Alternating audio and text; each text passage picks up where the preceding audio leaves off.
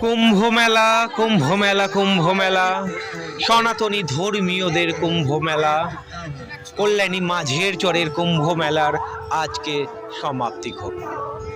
প্রচুর মানুষ পশ্চিমবঙ্গের বিভিন্ন জায়গা থেকে আবেগের টানে ছুটে এসেছিল এই কুম্ভ মেলার।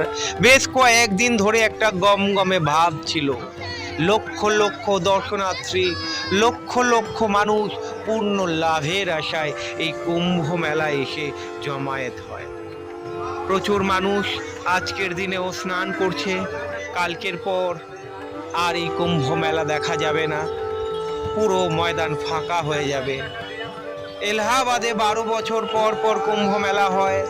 704 বছর পরে কল্যাণী মাঝের চরের গঙ্গার ঘাটে কুম্ভ মেলার সমাবেশ ঘটেছিল। আজকে তার মহাসমাপ্তি। প্রচুর মানুষ গঙ্গায় স্নান করছেন পূর্ণ লাভের আশায়।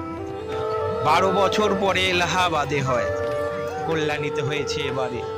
আবার কবে হবে আগামী দিনেই জানা যাবে। আশা করব এই ভিডিওটা আপনাদের ভালো লেগেছে।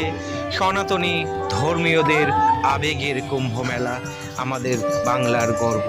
ধন্যবাদ। আশা করব ভিডিওটা আপনাদের ভালো